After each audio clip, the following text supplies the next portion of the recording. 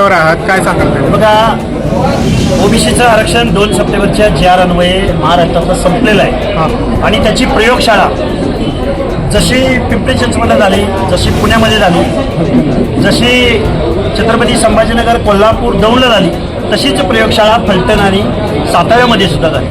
साताऱ्याच्या जिल्हा परिषदेचं अध्यक्षपद हे ओबीसींना मिळण्याऐवजी ओबीसीची माणसं निवडून आलेली असताना सुद्धा ज्या पद्धतीनं ओबीसींच्या आरक्षणामध्ये ओबीसीच्या अनाथ माती काढून इथल्या प्रस्थापितांनी मूळ ओबीसीला साताऱ्याच्या जिल्हा परिषदेचं अध्यक्षपद मिळू दिलं नाही, ओबीसीचं आरक्षण संपलंय ही भावना व्यक्त करायला मी इथं आलो.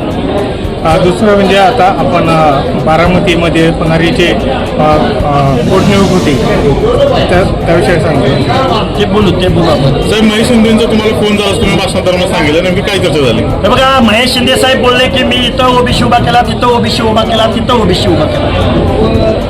त्यांनी एका अर्थानं ओबीसीवर अन्याय होतोय हेही त्यांनी मान्य केलं, पण त्याच वेळी त्यांनी सांगितलं की फडतरे नावाची व्यक्ती ज्यावेळी पुन्हा आली त्यावेळी आम्ही हा उमेदवार उभा केला. म्हणजे तुम्ही सगळ्यांनी ठरवून ही लुटूपुटूची लढाई लढताय का? सातारच्या जिल्हा परिषद अध्यक्ष पदावरती ओबीसीचं आरक्षण गेलं किंवा ओबीसी डावलला गेला याच्यावर चर्चा होण्याऐवजी मंत्री म्हणतायत आमच्या हाताला लागलं, दुसरे म्हणतायत कायदा आणि सुव्यवस्था. अरे पण तुम्ही सगळ्यांनी मिळून ओबीसीचं आरक्षण संपवलं, यावर कोणीच बोलत नाही, हे आम्हाला खूप वाईट वाटलं. न्यायालयात बघा, न्यायालयातली लढाई 2 सप्टेंबरच्या JRला ऑब्जेक्शन घेणारे ॲडव्होकेट मंगेश ससाणे साहेब इथं माझ्याबरोबर उपस्थित आहेत. आम्ही हे सगळं बेकायदा आहे, 2 सप्टेंबरचा JR बेकायदा आहे. कुणबीकरणाद्वारे ओबीसीमध्ये येऊन ओबीसीमधल्या नोकऱ्या, शिक्षण, पंचायत राजमधलं आरक्षण हे पूर्णतः हिरावून आज मराठा समाजानं घेतलेलं आहे. त्याच्यामध्ये आमदार मंडळी आहे, त्याच्यामध्ये वेगवेगळी राजघराण्यात जन्माला आलेली मंडळी आहे आणि इथून पुढं बलुता आलुता किंवा भटके विमुक्त जाती जमाती ओबीसीच्या पदावर नसणार आहेत. तर मराठा कुणबीकरणाद्वारे ओबीसीमध्ये आलेली मंडळी हेच फक्त ओबीसीच्या रिझर्व्ह जागेवरती दिसते. मोबाईलवरती आता एक क्लिप तुम्ही ऐकवली, त्याच्यावरती काय भाष्य करा? शशिकांत शिंदे साहेबांनी ज्या पद्धतीनं हाऊसमध्ये प्रश्न उपस्थित केला त्या पद्धतीनं साताऱ्यामधल्या जनतेमध्ये येऊन हा प्रश्न उपस्थित करावा. त्यांचा पक्ष कुठला याच्याशी आम्हाला देणं घेणं नाही, पण ते ओबीसीची भूमिका जर हाऊसमध्ये व्यक्त करत असतील तर त्यांनी रस्त्यावरती येऊन ही भाषा बोलावी, सातारमध्ये बोलावी. आम्ही त्यांच्या बरोबर आहोत. या संदर्भात ज्या शशिकांत शिंदेनी आज विधानसभेत आवाज उठवला त्यांनी सुद्धा तोच उमेदवार दिलेला होता जो कुणबी दाखला. म्हणून आम्हाला हे पुतना मावशीचं प्रेम आहे सातारकरांच्या पुढाऱ्यांचं, साताऱ्यातल्या. यांना कुणालाही सामाजिक न्यायाचं पडलेलं नाही, संविधानाचं पडलेलं नाही, ओबीसीचं पडलेलं नाही. तुम्ही आता इथून पुढे तुमच्या आमदारकीच्या आणि खासदारकीच्या निवडणुकीला आमच्या वाड्यावर, वस्त्यावर, तांड्यावर या, मग आम्ही तुम्हाला दाखवून देऊ. हे आम्ही सांगायला इथं साताऱ्यात आलोय. फडके साहेब आगे बढ़ो, हम तुम्हारे साथ हैं. फडके साहेब आगे बढ़ो, हम तुम्हारे साथ हैं.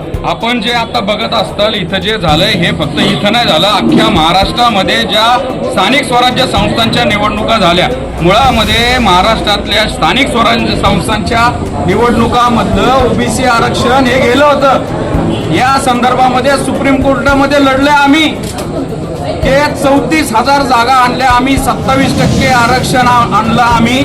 आणि आता त्याचा फायदा घेतोय कोण? तर ह्या महाराष्ट्रातले प्रस्थापित हे सरंजामदार, देशमुख, सरदार, ही सगळी घराणी, यांच्या घरातल्या सुना असतील, त्यांचे मेवणे असतील, जिथं ओबीसीची जागा आली, जिथं ओबीसीचं अध्यक्षपद राखीव झालं, मग हे कुठं कुठं झालंय? हे दौंडमध्ये झालंय, हे अहिल्यानगरला झालंय, हे सातारामध्ये झालंय, हे फलटणला झालंय, हे कोल्हापूरला झालंय. लाजा वाटल्या पाहिजे तुम्हाला. स्वतःहून छाती ठोपटून घेता आम्ही देशमुख, पाटील, वतनदार, आणि इथं कुठं तरी 18 वर्षानंतर साताऱ्यामध्ये ओबीसीला अध्यक्षपद राखीव होतं. इथं स्वतः शशिकांत शिंदे एका पक्षाचे अध्यक्ष काय म्हणतात, ते बोगस दाखलाय.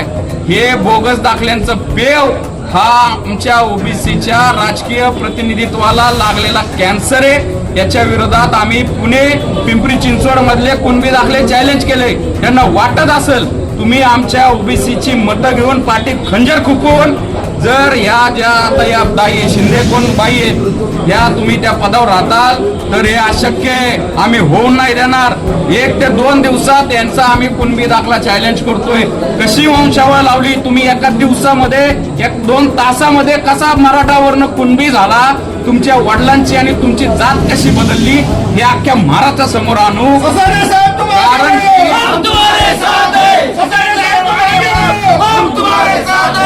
बाबासाहेब आंबेडकरांनी आम्हाला दिलेलं राजकीय प्रतिनिधित्वाचं हक्क अधिकार तुम्ही हे असे वरबडताय. आमच्या ओबीसीच्या 450 जातीला कुठंतरी थोडंसं या पंचायत राज मध्ये प्रतिनिधित्व मिळतं. आम्हाला निधीसाठी तरतूद करण्यासाठी आम्हाला ते प्रतिनिधित्व पाहिजे. आमचे जे त्या स्थानिक स्वराज्य संस्थांमधले ज्या अडचणी आहेत त्याच्यासाठी आमचा माणूस तिथं पाहिजे.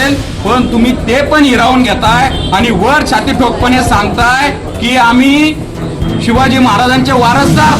अहो, महाराजांनी सांगितलं होतं रयतेच्या भाजीच्या देठाला पण हात लावायचा नाही आणि इथं रयत तुम्ही लुटताय. त्यामुळं ही आमची आता अस्तित्वाची आणि नव्याने स्वातंत्र्याची ही लढाई चालू झालेली आहे. हे बनावट बोगस कुणबी हे आम्ही बाहेर काढू, वेळ लागेल. फक्त दुर्दैव याच्यामध्ये असं आहे की जे पात्र होते, ज्यांचे हक्क डावलले गेले ते अजून समोर येत नाहीये.